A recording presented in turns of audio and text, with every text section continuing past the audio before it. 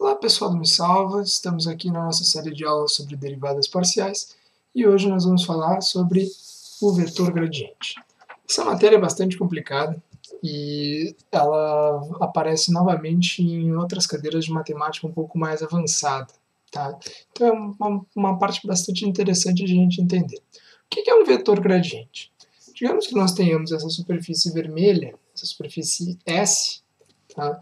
E nós queremos saber qual é a maior taxa de variação, ou seja, a maior taxa de variação em um ponto. Nós sabemos que nós podemos colocar diversas retas tangentes em um ponto em uma superfície tridimensional. Né? Se nós tivéssemos, por exemplo, aqui em cima, e essa fosse a minha reta tangente, todas essas retas aqui que estão girando são retas tangentes, porém em direções e sentidos bastante variados. O que a gente quer saber com o vetor gradiente? A gente quer saber a maior taxa de crescimento ou decrescimento da função neste determinado ponto. Então, olha só, vamos fazer uma abstração aqui rapidamente. Tá? Digamos que nós tenhamos essa calota aqui, essa é uma meia esfera. Tá? Meia esfera. Imagine, então, uma pessoinha aqui embaixo. Tá? Uma pessoinha aqui. E digamos que ela queira subir até o topo do morro aqui. Tá? Gente, vamos pensar. Se tu está subindo um morro, tá? Como que tu faz o maior esforço? Se tu olhar reto para cima, né, e for reto diretamente direto ao topo do morro, tu vai fazer certamente mais esforço do que se tu fosse contornando o morro de forma espiral. Isso aqui é bastante interessante de entender, né? E geralmente o pessoal em aula dá aquele exemplo de uma vaca subindo o morro. A vaca ela não sobe o morro direto, ela vai costeando e comendo toda a grama em volta do morro. Tá? E é exatamente isso. Quem nunca experimentou, por favor, tente. Né? Vá correndo pelo morro direto ao topo, ou então vá em círculos. Tu vai ver que tu vai fazer certamente muito menos esforço, porque a inclinação a que tu vai ser submetido vai ser muito menor. Então, olha só.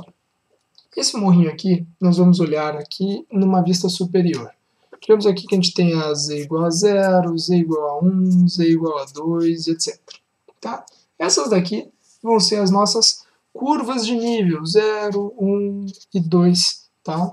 Ou seja, nosso morro está sendo representado aqui em curvas de nível de forma a subir e formar o nosso morrinho.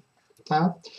Como que a pessoinha que está aqui, se submete à maior taxa de variação, à maior inclinação para subir esse morro?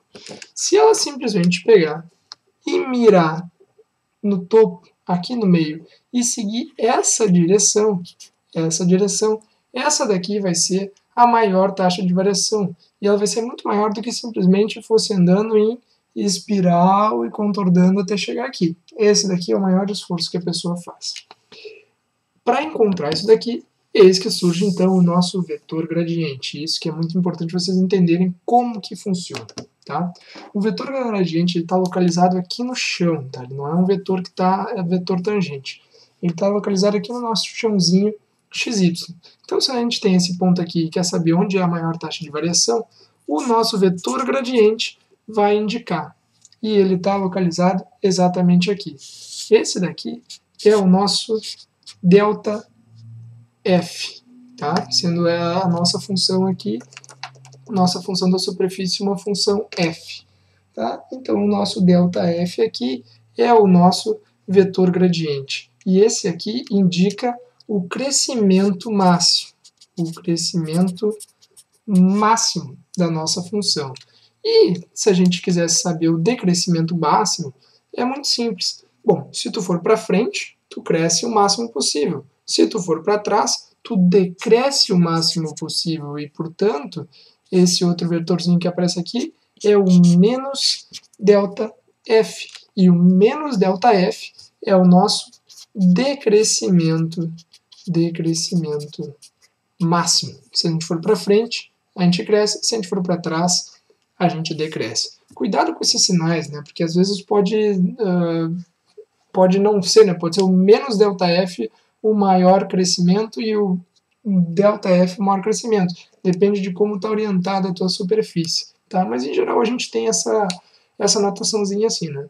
O ΔF é o nosso crescimento máximo e o nosso menos ΔF é o nosso decrescimento máximo. O que é importante que vocês entendam é essa abstração aqui da pessoinha subindo o morro e contornando o morro, ou então indo diretamente ao topo. Dessa aula, o que tem que ficar? Crescimento e decrescimento máximo é para onde o teu vetor gradiente aponta. A taxa de variação, ou seja, se tu quer saber quanto é essa taxa, quanto tu está sendo submetido nessa inclinação, o coeficiente angular dessa reta, aí tu olha para a nossa norma do vetor.